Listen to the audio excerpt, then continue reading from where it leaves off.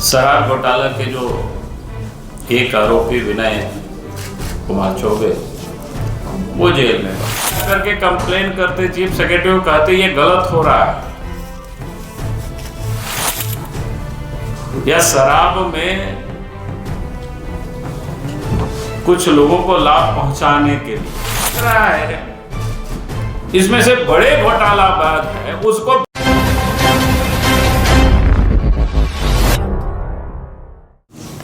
शराब घोटाला के जो एक आरोपी विनय कुमार चौबे वो जेल में बंद है।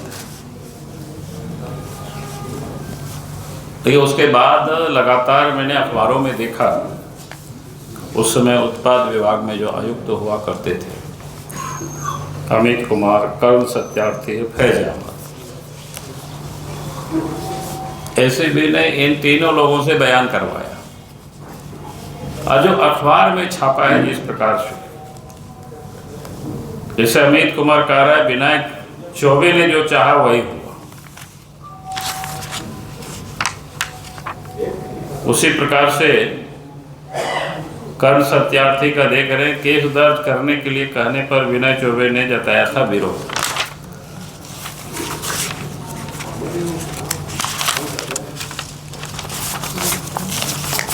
और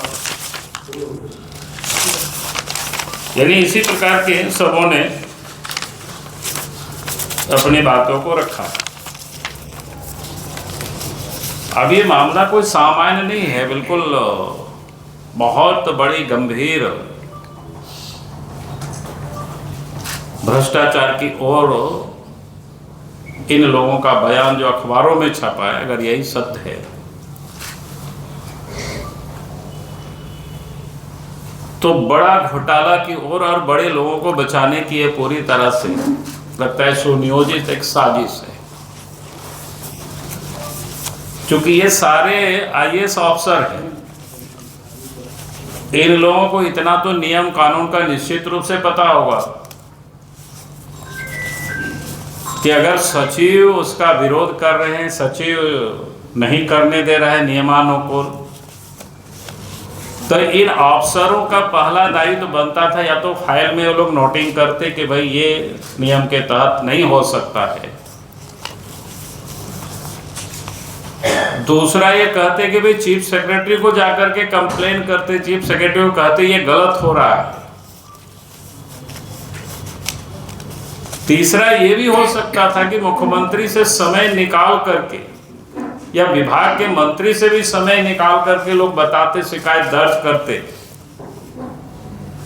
कि साहब विभाग के सचिव हम सब लोगों के ऊपर दबाव डाल रहे हैं अनुचित काम करवाने के लिए, या शराब में कुछ लोगों को लाभ पहुंचाने के लिए। तो इसलिए मैं कह रहा हूं कि जांच का एक नया विषय बनता है। अगर उस समय विनय कुमार चौबे ने इन अफसरों के ऊपर दबाव डाल रहा था तो इन सारे अफसरों ने क्या किया उस समय, उसके विरोध में फाइल में नोटिंग किया क्या, उसकी भी जांच होनी चाहिए। चीफ सेक्रेटरी से ये लोग मिलकर के लोगों ने बताया क्या, इसकी भी जांच होनी चाहिए। और बताया तो फिर चीफ सेक्रेटरी ने क्या किया, या मुख्यमंत्री को भी बताया क्या। तो इस प्रकार से पूरी जो समझ में आ रही है, जिस प्रकार से एक ही टाइप सबों का बयान आ रहा है, इससे तो बिल्कुल लगता है तोता की तरह इन लोगों को भी रटाया गया है कि आपको अदालत में यही बयान देना है, क्योंकि उसमें बड़े भ्रष्टाचारी को बचाना है।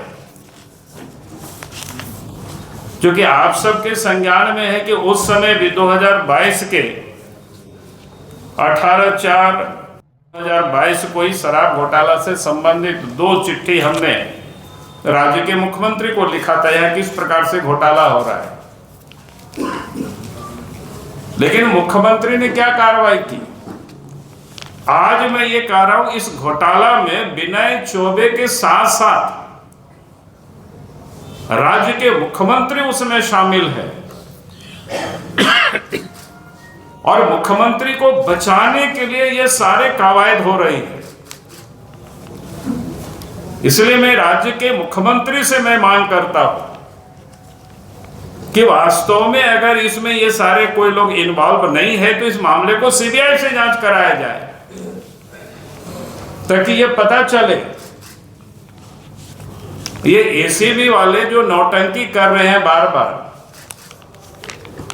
जो कि एसीबी के भी जो डीजी है उनके ऊपर भी करप्शन का कई चार्जेज है। इन लोगों से निष्पक्षता की कैसे उम्मीद की जा सकती है? तो इसीलिए आज मैंने ये जो लगातार मैंने अखबारों में जो समाचार देखा तो मुझे लगा कि ये तो बिल्कुल ऐसा लग रहा है इसमें से बड़े घोटालाबाज है, उसको बचाने के लिए सारे कवायद चल रहा है, सारे खेल हो रहा है। और इसीलिए हम कहेंगे कि एसीबी अगर जांच कर रहा है तो ये बतानी चाहिए ये जो आखिर उन लोगों ने उस समय क्या किया। विनय चौबे ने दबाव डाला तो ये सारे आईएएस अफसर है, इन लोगों ने क्या किया भाई? और आज वो सारे इतना डरपोक अफसरों को महत्वपूर्ण जिला में डीसी बना करके रखे हुए हैं। एक शायद रामगढ़ में है, एक शायद टाटा में है। जब ये किसी भ्रष्ट लोगों की दबाव को ये लोग सही काम नहीं कर सकता है तो इन लोगों से सही उम्मीद कैसे की जा सकती है काम की? तो ऐसी कमजोर अफसरों को तो मुख्यमंत्री को हटानी चाहिए इस प्रकार के पदों से। ये दोनों तरफ कहीं ये बैठता नहीं है तालमेल।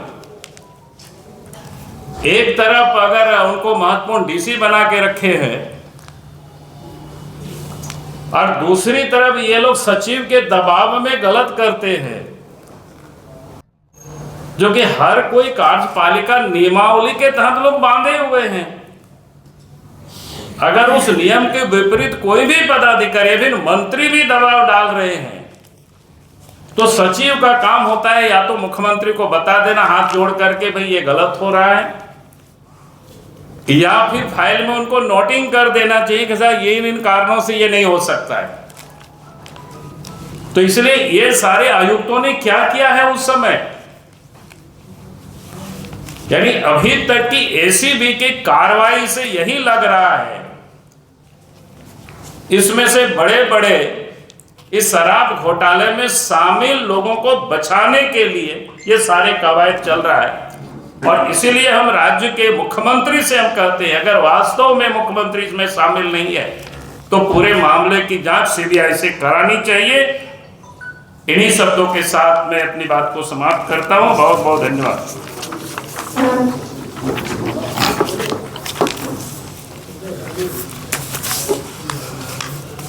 कोई सवाल है क्या? सर आप इसमें कुछ करेंगे क्या? पार्टी कुछ करेगी क्या? नहीं, और देखेंगे क्या करेंगे। अभी जितना कर रहे हैं अभी तो उतना ही कर रहे हैं। पहले तो सबके संज्ञान में ला रहे हैं किस प्रकार से लोग बचा रहे हैं और उसकी कैसे चल रहा है। अरे इतना तो है कार्यपालिका नियमावली, इतना तो लोग जानते हैं, कॉमन सेंस है भाई। आप सारे लोग किसी भी चीफ सेक्रेटरी से पहले पूछ लीजिए, अगर कोई नियम के विपरीत सचिव करा रहा है गड़बड़ तो अफसर को फाइल में या तो नोटिंग करना चाहिए, चीफ सेक्रेटरी को वहां शिकायत दर्ज करना चाहिए और फिर मुख्यमंत्री को भी शिकायत दर्ज करना चाहिए। तो ऐसा नहीं है कि ये तीन के कैसे बच जाएंगे, ये क्या बोलते हैं उस समय के जो आयुक्त लोग हैं ये लोग कैसे बच जाएंगे। मतलब आप बोल रहे हैं कि विनय चौबे तो दोषी है, ये लोग भी दोषी हैं? ये लोग भी 100% दोषी है। यही लोग दोषी नहीं है, इसे और भी लोग दोषी है बिल्कुल। आपकी नजर में विनय चौबे क्या दोषी हैं? मैं तो कह ही रहा हूं, मैं तो शुरू में पत्र लिखा हुआ भाई 18/4/2022 को लिखे, 19/4/2022 को लिखे। तो ये स्थिति मानी जाए कि जैसे शराब घोटाले में